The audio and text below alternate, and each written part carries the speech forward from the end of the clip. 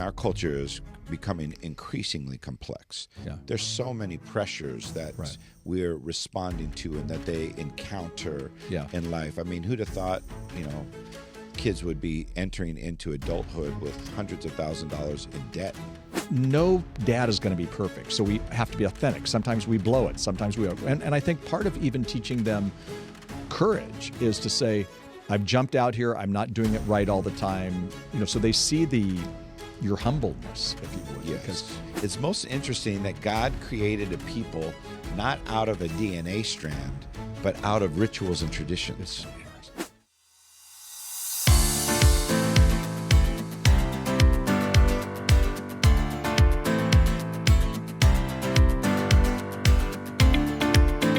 Welcome to HomeWord. I'm Jim Burns, and so happy to be with you. And I think we have a great podcast for you today. It seems to me that when it comes to parenting, at least this is my opinion, sometimes it's more natural for moms. They just seem to be better nurturers than some of us dads. Maybe that's just my life. Maybe I'm wrong. But literally, until this generation of dads, I don't know that we had a lot of role models. We did have amazing dads, but for so many dads, they were not in the dad nurturing, leading type role. They just kind of did their thing. They went to work. And again, maybe I'm wrong, but that's my experience. And I'm excited today because I think the new generation of dads are really involved. I was just doing a parenting seminar this weekend, and I was so happy to see all these dads engaged. We're talking about confident parenting, and really the questions when we did a Q&A was more dads than it was from moms. So anyway, so happy to see this. And today I am smiling because I have a friend of mine, Jeff Hamilton, with us today. We're talking about helping fathers to parent on purpose. Jeff, like I said, is a friend. He's a pastor. He's a coach and a consultant. And he leads a wonderful organization called Dad Academy. And he's written a great workbook that we're kind of taking some of the questions out of called Helping Fathers to Parent on Purpose. That's what we're calling today. We'll talk more about where you can get this, but that's what we're calling the podcast today. Jeff is married to his lovely wife, Jamie, and they have 2 kids, Justin and Jordan. So they have all the J's thing going well. And the Hamiltons have had the privilege of actually serving families for over 30 years in pastoral ministry. Jeff is passionate about encouraging men. Every time I've ever had a conversation with him, he talks about men and his passion. I appreciate that so much to help men to equip them to live purposeful lives as well as people as a pastor. Jeff, it's great to have you with us today. Man, Jim, now this is a special treat for me. I know that over the last couple of years we've become friends, and you've invited me a little bit into your circle. But for me, this is like getting to sit down and talk with one of my heroes, right? I'm a senior pastor. I'm a guy who was demoted to senior pastor from youth ministry, right? Funny. Yeah. So I go back to youth builders and our national youth leaders conventions and stuff like this, all the way late 80s, early 90s, all through up to the 2000s. And I'm just so grateful for the deposit that yourself, even Doug, has made. As in a man's life, you have different kind of mentors, right? Yeah, right. Some that are immediate and approximate. Some that you just, John Maxwell talks about them being leaders from afar, mentors from afar, and you consume their material. And I just want to say thanks. Well, it's a joy to be friends and have dinner at the house. I'm still really humbled and grateful for the deposit that you made in my life over all these years. Isn't that great? Basically what that says is we're old. And I'm older. Well, that's why I waited till I grew kids, right? Till my kids grew up and became functional, healthy people before I decided to help other dads. Yeah, I wrote a book called Understanding Teens. People wanted me to write it early because that was what my PhD was on. And I went, no. I need to get through the teen years. Yes. And that was a wise decision on my part because I thought it was going to be easy, and it wasn't so easy. So, there were times in my life where I spoke for an organization. We were talking about it before the podcast called Promise Keepers, amazing men's movement, incredible times. And I saw 2 parallel types of men, Jeff. Some were just so wounded with father wounds, and we talked about that at Promise Keepers. In fact, Randy Phillips, who was the president of Promise Keepers, used to say, a man is not a man until his father tells him he is, and these men would then weep, and then I would have to come on and try to be funny at the beginning, and they're weeping because their dads had never blessed them with that. They'd never helped them through that rite of passage. At the same time, they were experienced absent dads, alcoholic dads, distant dads, the whole thing. At the same time of experiencing that, many of them wanted to be really good dads. Yeah. I mean, I'm loving this generation. As I mentioned in my opening, I'm loving this generation that there are dads who really do want to leave a legacy, who want to do all that they can to help their kids. What would you summarize? How would you summarize your message to dads today? And we're going to get into it more and more, but how would you summarize it? What's I think behind all this? I think men are most successful when they know what's expected of them and they have a plan to accomplish it. You know, I too was involved in Promise Keepers, both as an attendee and workshop speaker and things like this. And you're right, but those men of that generation, right, that's happening in the 90s and the 2000s, they're fathered by the greatest generation, men who only knew sacrifice and only knew duty. Exactly. But they didn't know how to nurture. That was left kind of to the moms, right? To the wives. Right. And I think what's happened is as we've gone through this, dads are much more attentive. They realize that part of their life's purpose is connected to partnering with God and helping their children discover who God's created them to be. What an incredible privilege it is, really, right? Yeah. To partner with Father God, to be a father, to help bring out the life and the person, the imago Dei that is created in their children. But we don't have a plan. We don't have a strategy, or even anybody who's told us how to go about this, right? 40% of people grew up in a home without a dad. So how do you father when you haven't had a good example, or maybe you're just reacting against it? Or you didn't have a good example, or you don't have a playbook. You know, a lot of men, and women too, I'm sure, but a lot of men, we need a map. Now, sometimes we're the guys who don't use the maps and we get lost. Where my wife that drives her nuts. I think I know where it is. We're going to turn left someplace over here. But we need a map. We don't have a road map a lot of times. Today, men need that so badly. And again, like we were talking about women being a little bit more nurturing or whatever, and we had a generation of that. My mom was the nurturer. My dad was not.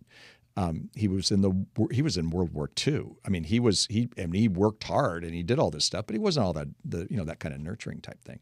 So what do you say to a dad who goes, okay, I want to have legacy, I want to be proactive, but I honestly don't know what to do sometimes?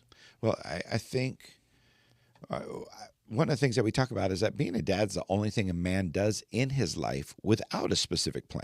Yeah. Right? If we're going to diet, you have a plan. If you're going to work out, you have a plan. If you're planning a financial future, you have a plan. Even if you're just mowing the lawn, there's a strategy that has been applied. But being a dad's the only thing a man does in his life that at best is responsive, at worst is reactive, but no intentional kind of rails to run on. Yeah, guardrails. Yeah, or like rails. You're talking about rails like on a train. Absolutely. Yeah, sure. But it's also like a football. We're in the middle of football season right now. How do you know when you're inbounds or out of bounds? How do you know when you've scored? How do you know when you've progressed and moved the ball forward in your kid's life? You have to have some kind of markers that allow you to tell when you're winning and when you're being successful. Yeah. Because every man wants to be successful. Every guy wants to leave a legacy, and they're finding that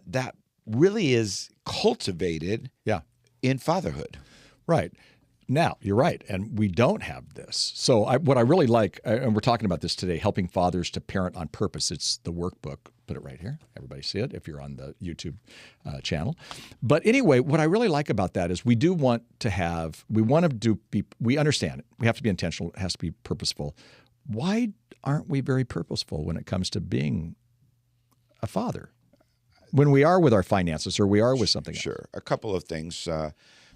I don't think that we've been trained in that way. Yeah. Right. If again, going back to that statistic, people who don't, 40% of the U.S. population grow up without a father. I have the privilege of ministering in different places around the world. Yeah. The same problem that's in Orange County is the same problem that's in Nairobi, Kenya. Sure. Is men are at best absent. Like they're just not present, and they don't know what to do. We know how to become successful in business. We know how to become successful in other areas of our lives. And so we already start off, many guys start off with a handicap. Yeah. Right? They don't, their dad, the Bible even talks about it, right? Scripture says that your earthly fathers did as best they could. Right? Right. But sometimes, I mean, even in my own life, I've joked around, yes, my kids still have therapy, just maybe not as much as they would have been had I not had a good model in my own life, and had I not defined success in my own life by the lives that my kids might be able to pursue who God's made them to be, because that's going to be going to be our legacy. Yeah, and that's we have what I leave right, and we have to be. This is the thing: we parent by circumstance and chance. Sometimes whatever happens, we show up from work and something's going on, and so then we kind of do it. And really, I love your emphasis on being intentional, being more proactive. And in your workbook from Dad's Academy, and all of this information is going to be on our podcast show notes, so you can get it. And I really challenge you too. But in it, you have you go through 4 principles that I think are so good. And the first one is to understand the mission as a dad. How does a dad understand that mission? What do you do? What is the mission as a dad? I really think that it is. A dad's job is to pass on his values and his skills to his children. And so, we all live out a set of values that are driven by a belief system, right? Sure. And so many times when we try to sit down and write out our values, they tend to be aspirational. Sure. But your values are really what you do, right? Yeah. I guess one of my values is to watch the same Sports Center 10 times in a row, right? Because that's what I do. Yeah. But your values are what you do. Yeah. And helping dads sort through their values helps them to understand what it is that I'm really passing on to our kids. Sure. And then also your skills, whatever you know how to do. Yeah. That you need to be able to pass that on to your kids so that they feel equipped for life. And if we can do that intentionally, that's awesome. Then there is a lot more. Think how many young adults could have used a little help from their dad in figuring out how to handle their finances. Yeah, right. What if there was a little help from everything that you know how to do, somebody has taught you how to do like we joke around about it, but for all the young parents out there, I mean, you have to teach somebody how to go to the bathroom. Right.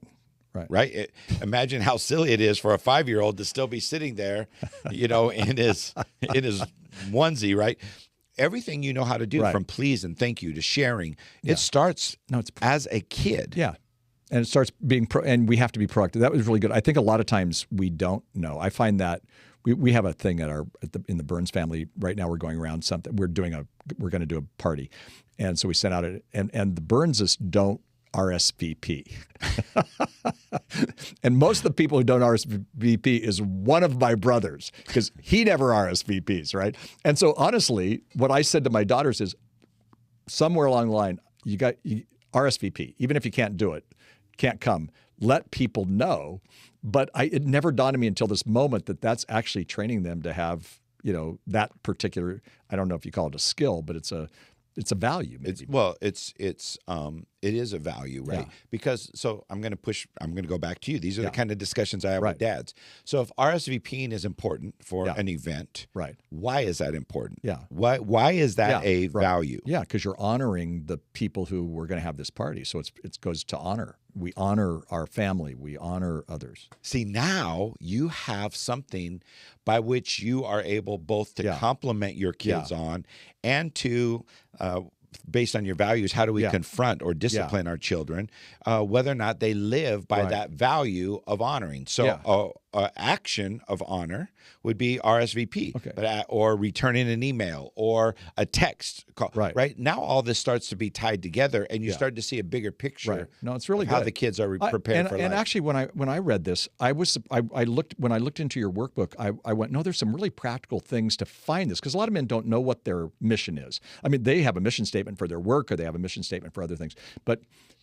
what practically do you do? You're in the course now, and you're taking that. You're going to spend a day on, finding your mission, doing your mission. understanding what your mission is. Sure. What do you do? Well, in the reason why this is a workbook or a workshop instead of just a printed book is because you need to make some time for the most important thing that you're going to. The most important thing a man will ever do is be a father, no matter what your other things are. And yet we give very little time for preparation for it. And so we actually have a step-by-step process by which a guy discovers his values. A guy makes a list of the skills that he has in life. One of our friends that was at a Trainer of Trainers events that I became connected with, he was going through Dad Academy. He goes, you guys are talking about skills like building stuff and fixing stuff. And he goes, I have none of those skills. I don't know what I'm going to do. He went to his 8-year-old and said, what do you wish you knew how to do that you don't? And he said, Dad, I want to open a bank account. So good. Well, then now all of a sudden they're on a road to financial training. Right. And a year later on his next birthday, they opened their first little stock account. How cool is that? Right. And like most men don't feel like the things that we have are worth passing on. Oh, that's really cool. And so that whole process of self-examination, of digging deep into yourself it's kind of like the first 3 sessions of Dad Academy is you as a dad. Who are you? Right. And then the next 3 are about how we're intentionally cultivating that's really good. the things that God has in our life. So when I was young, I developed a skill. I wanted to juggle. And so nobody knows this about my life, but I thought I could get a job at Disneyland that way, living in Anaheim, California, where Disneyland is. So I learned how to juggle. I don't think I ever passed that skill on. I don't think my kids ever ask for that. So some things you just kind of put aside is what you're telling me. Some things. But like if you broke out juggling, right, they would be like, well, that's kind of cool. Because even in doing that, what does that say to your kids? Try stuff. Yeah, no, that's cool. Don't be afraid to look a little foolish. No, it's great. Because one of the reasons why I'm an athletics coach at the high school where your kids went to school at. Right. And one of the things I love about that, I just love athletics all the while. But like, think about baseball. I mean, the guy who was just the MVP of the World Series that concluded in October, he only had to be right 3 times out of 10. It's a great deal. Right? So it is important for you to step up to the plate. And that's one of the things that we talk about in the skills that a dad develops in his kids is courage. Yeah, I like that. And courage is being able to live from the heart, not be afraid to fail. And going back to, I was on my way over here, I was listening to Raising Us, what was the book with George Barna? Raising a Spiritual, not giant, but something like that. Yeah. And he was talking about that as he was interviewing kids who have walked away from their faith. Yeah. It says because they loved their parents and knew that they were loved by them, but they didn't trust them. Yeah. Because they didn't see consistency from them, or they didn't. Courage is one of the most important attributes that you can pass on to your kids, of not be afraid to try, not be afraid to fail, find out who you are. But in order to do that, they have to be able to trust that the information that they're getting from dad, the encouragement that they're getting from dad, the direction that they're getting from dad is something that they can actually ground their life in. That's really good. I remember the conversation with George Barna, Raising Spiritual Champions, Thank you. by the way. But I love that on I love the George Barna podcast. I love George Barna, what he says and does. But a lot of it also is we do have to, no dad is going to be perfect. So we have to be authentic. Sometimes we blow it. Sometimes we are. And I think part of even teaching them courage is to say, I've jumped out here. I'm not doing it right all the time. So they see your humbleness, if you would. Yes. Because what we're talking about is not the skill of juggling. We're talking about the skill of courage and authenticity and integrity and all those kinds of things. And that's what kids want to learn from their dad. I have another thought before we go to the break. And I love, when I say a thought, it's your principle. Prepare your kids for adulthood. Yeah. Well, we want them to have the skills that are necessary to navigate what in our culture is becoming increasingly complex. Yeah. There's so many pressures that we're responding to and that they encounter in life. Who'd have thought, kids would be entering into adulthood with hundreds of thousands of dollars in debt already, right? Just pursuing education. They have all types of pressure. I think a dad's job is to give the kids intelligence. And I think that there's two kinds of intelligence that you pass on. One is experiential. Do you know how to juggle? But really, do you know how to, whatever it is, right? Yeah. If you know how to run a skill saw, do they know how to do that? If you know to put a paintbrush to a wall, do they know how to do that? Right. But there's also the process of emotional intelligence. Robert Lewis, I've taken on this concept from him in Raising a Modern Day Knight, is that every boy, but really every child, needs to hear these three things from his dad. I love you, I'm proud of you, and you're good at ... right? I love you is teaching your kids courage, right? Because courageous people say, I love you. Right. Courageous people say, I'm sorry. They say, I forgive you. They say, thank you. They say, you're welcome, because it is about the communication of worth in each other. Yeah. And that emotional intelligence, we don't think that we're giving our kids emotional intelligence when we teach them as toddlers to say please. Yeah. When we're teaching them to share. Really when we're teaching them how to. So all throughout life, your kids, if they're going to be successful as adults, are going to need a set of skills that both are experiential and emotional intelligence that will help them not only be successful, but be willing to take risks. So good. Oh, so good. We're talking with Jeff Hamilton today. We're talking about helping fathers to parent on purpose. By the way, we have more moms listening to this podcast than we have dads. So it's my guess, Dad, that it's possible she sent you this podcast. So maybe you should subscribe and also start getting some of the great insight here. It's so good to have you on. We're going to come right back. Be sure and check out all things Jeff Hamilton and Dad's Academy on our show notes for the podcast. Also, you can also go to dadsacademy.info and see it. I was just on. Really good. We know that for us as dads to help our kids and help our family and help our families grow, we've got to be intentional. And that's what we're talking about today. We'll be right back. I'm Jim Burns. Don't go away. More to come. I'm Erin Mashaw, and I want to invite you into an honest conversation about one of life's most awkward yet important topics, sex. Conversations about sex can bring up all kinds of weird emotions, not the least of which is awkward. But that's not a reason to avoid the topic altogether. So, if everybody's doing it, then what's the big deal? Where do you go with your questions? There are lots of voices telling you who you are, how to dress, what to think, how to feel. So how do we know what to listen to? Who can we trust to guide us? When we treat others with radical respect, we honor God, we make our lives and relationships better, and we reflect God's love to the world all around us. Now, I know you might be thinking, what? I don't need guardrails. I have good intentions, but what if intention isn't enough? And as you think about the path from where you are now to where you want to be, who are the friends that can help you get there?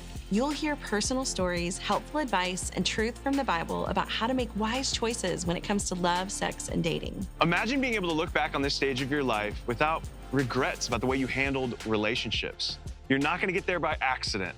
You're going to have to decide in advance what guardrails to put in place to get to where you want to be. Join us for a student's guide to sexual integrity.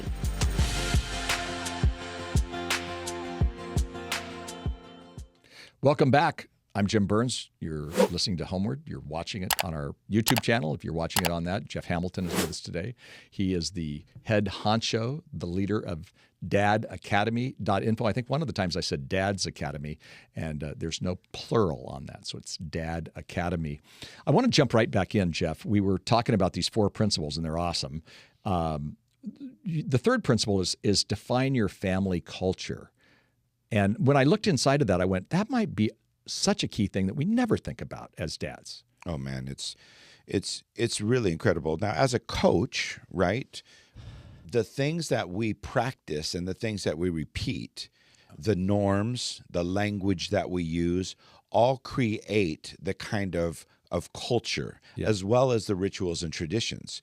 And for those of us who have a Christian background, a Bible worldview, it's most interesting that God created a people not out of a DNA strand, but out of rituals and traditions. Isn't that interesting? Remembrances.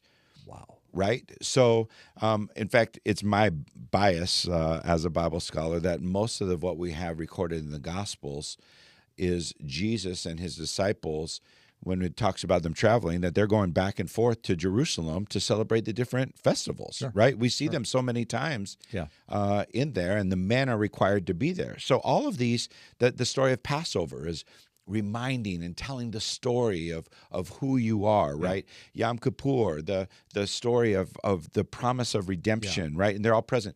All of these rituals and traditions and seasons and festivals, times, feasts, that's how God defines a people. And I really think that that's how we define our family by our norms, what's accepted in our in our family. For instance, once our kids started going to school, you had to start making your bed at kindergarten. Now, my expectation for them at 5-year-olds and at 15 is a whole different thing. But that was a norm.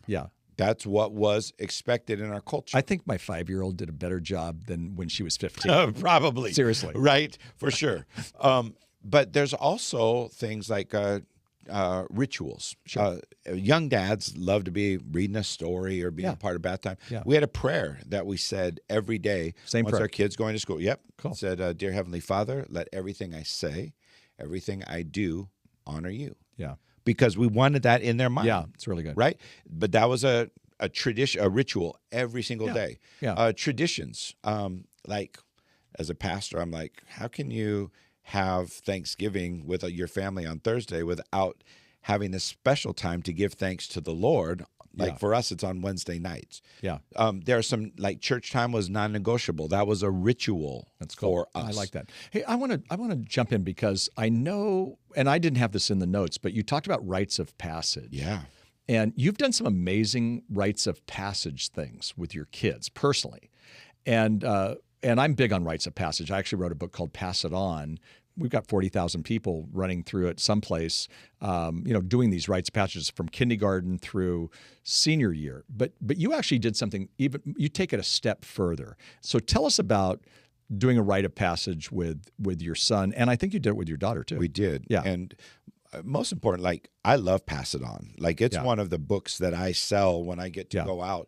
Because I think that what we miss is the opportunity to help our kids know when they've moved from stage to stage in life. And it's a ritual. It's exactly right. And so what I love about Pass It On is it's super easy to be able to help kids use the natural timelines. But I, using kind of the model of the kind of bar mitzvah, right? I wanted to do something with my kids. And so when my son turned 12, he's my eldest. He's now 28 and married and a youth pastor in Santa Cruz. But when he turned 12, we started the Year of the Man on his birthday. We went out to breakfast early in the morning like guys do, right? And we went out and we talked about stuff. And I had 12 principles of manhood that I found from the scripture, and we talked about them. Then we went out and did something fun that day. We're in Orange County. Maybe your Texas listeners are going to be like, what's crazy? You crazy California. I took him out trap shooting so that he could handle a firearm. I let him, like, drive in the parking lot, as a 12-year-old. Taught him how to iron his shirt and to shine his shoes. And every Saturday, once a month, we went and did. So I needed a structure to be able to pass on some skills to him. And at the end of it, I had to give a little thing to his family about a verse, and I asked him to bring an item that represented his childhood. And he brought his Buzz Lightyear doll, and which was hard for me. We're the Toy Story generation. But I handed to him this photo book that's called The Manual. That is so that cool. was something that he would be able to look at from important men in his life. Both of his grandfathers are no longer with us. His great-grandfathers each wrote a letter in there. Wow. And we did the same for our daughter. So open it up. These kinds and again, this is for our YouTube listeners. You'll have to go to HomeWord YouTube channel, but open it. See what. You made that with photos. I can see that there was. I looked through it a little bit. There's a letter. There's comments. Yeah, all these different men and mentors in his life. Same for my daughter. For hers, we based it off of Proverbs 31. And we give him a special gift. Like for my daughter on her 16th birthday, she was gifted a pair of a string of pearls that were her great-grandmother's. So cool. But because pearls have intrinsic, like have what would you call metaphorical value, right? Because how they're formed in conflict, right? And your beauty comes from being able to survive the irritations in life. Cool. Yeah. And so, but I love pass it on because you can do that at every age. Yeah, but so cool. I got to do my son's bachelor party.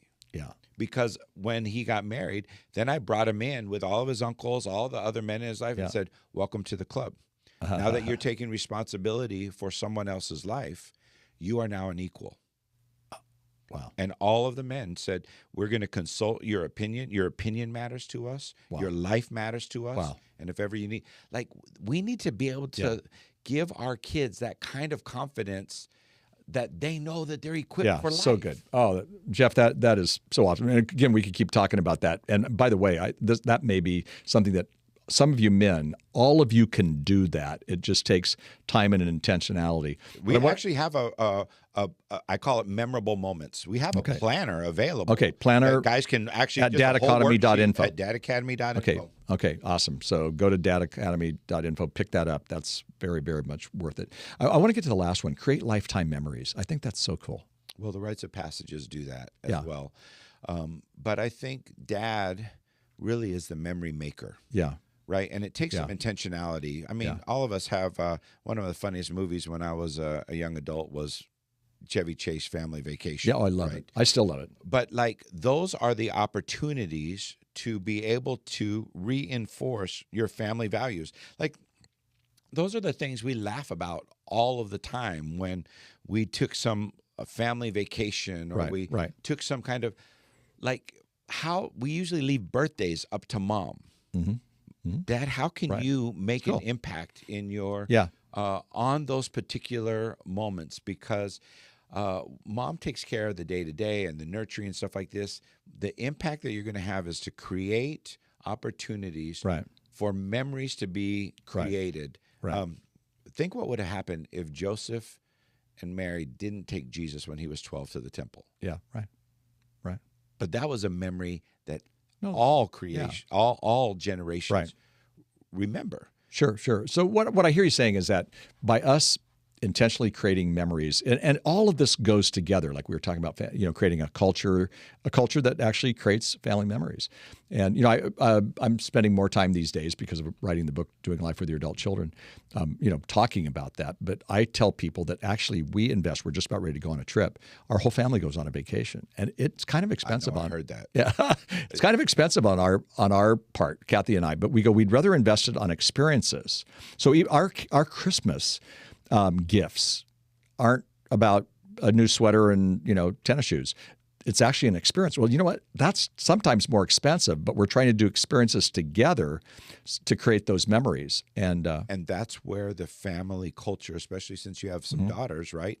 Where the Burns family gets to infuse into these new levels of family. Exactly. Kind of a sense of security and identity and confidence. Yeah. And bro, you're like the secret sauce of Dad Academy. Yeah. Because the guys who get the most out of Dad Academy are guys who are kind of in the heat of it, right? Elementary age, high school. But also grandpas. I know. Now they get to think about the investment that they want to make and the legacy they want to leave. And they don't have any of the responsibility financially or all of these other things. And they start to think about, man, what can I want to leave something with my kids. No, you're right. We have our James, who's our oldest. He's at the age where he can start traveling. My girls started traveling with me at certain ages.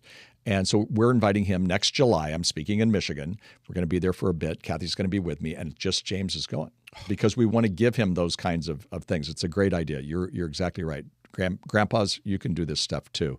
We don't have much time, but I want to ask you about the importance of fathers to the spiritual values of their kids.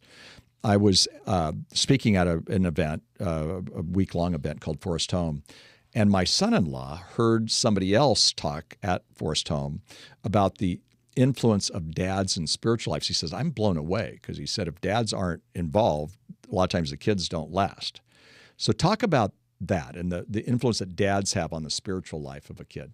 Well, it's crazy about like their educational life. Their scores are way higher than if dad's not involved. Yeah. Emotionally and socially, dad's involvement prepares them. So why wouldn't it make sense that dad's engagement and leadership when it comes to the spiritual life of their family is something that impacts their kids for a lifelong time? Even though we're seeing a generation of young adults who might drift from the church in their college age, you and I have seen that for years. The thing that draws them back is the example of their father, right? Dads are, kids who attend church with dad are 85% more likely to continue that practice as adults. 85%. 85%. That's huge. If it's with mom only, it's 15%. Yeah. And you know what's interesting is what you hear research-wise is they say that who's the most influential influence, they will say moms. So that's kind of a sad comment. Even dads just going to church. Now, what do you say to the mom? And we don't have much time left on this, but what do you say to the mom? Because moms listen to this too. What do you say to the mom who goes, "Yeah, I'd love my husband to be more involved in this, or I'd love my ex to be involved in it. I'm kind of doing this single alone." What do you say to them when they don't see that happening? I mean, nagging's not going to work. No.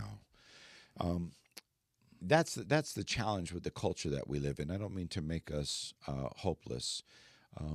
Moms, it's amazing how many stories of lives that have been changed by praying moms and praying grandmas. Right. And I want to encourage you to continue down that path, because they do have a father that cares more for your kids than even their earthly father can. And God intervenes by bringing people into their lives. It's one of the reasons why I'm a coach, because I know that many of my players don't have a male mentor or male role model. But I would encourage you to pray. I would encourage you that God would do a work in the hearts of these men. And more importantly, with men, guys, one of the reasons why this is actually designed to be done in a group is because men isolate. Right. And when you start to develop a community of men who understand their life's purpose and begin to pursue that, and they do it together on that same journey, we start to see communities transform because of a spirit of fatherhood. Forget all the misogyny and the patriarchy that tends to be in our established institutions. When there's a heart of fathers to be able to care for the widows and the orphans, we literally can see ways that the kingdom of God begins to break into our everyday lives. So good. Wow. Time goes by so fast. Thank you. It's been a great conversation. Oh, thank you for stopping by. You know, if you want more information, go to dadacademy.info. And you know what? It would be a really good idea to bring a couple of men together and go after this with some of the information that Jeff has there. And really, honestly, I'm a better father because I hang out with 5 guys every Tuesday. And part of it is our conversation about about content, but a lot of it's just watching how they do it. And in some ways, I'm a better father because I'm watching Terry and Randy and Rod and Tom and Steve. I'm watching them do it, and I go, wow, I can imitate them. So you got to be around men, and a lot of men aren't around other men. So I want to encourage you to do that too. The best fathers are ones who probably are around other people. And again, you may want to start a Dad Academy time, and again, commit for a few weeks and just start, and I guarantee you'll continue. Again, my thanks to Jeff Hamilton for being with us today. All the information about his ministry, himself, on our podcast show notes today, and I hope you'll pass this on to somebody who could use it. There's a lot of dads out there who this conversation that we just had is life-changing and could actually change the trajectory of a family. And so do it. Send it on to somebody else. Let them know. Subscribe to a HomeWord podcast. I hope you'll do that. Hope you'll subscribe to the YouTube channel. If you're just listening to the podcast, you don't get to see the beautiful faces of Jeff and myself. Actually, second thought, maybe you should go back to the podcast and just listen to it instead of watching it. Anyway, so good to be with you today. And until next time, I'm Jim Burns. You're listening to HomeWord.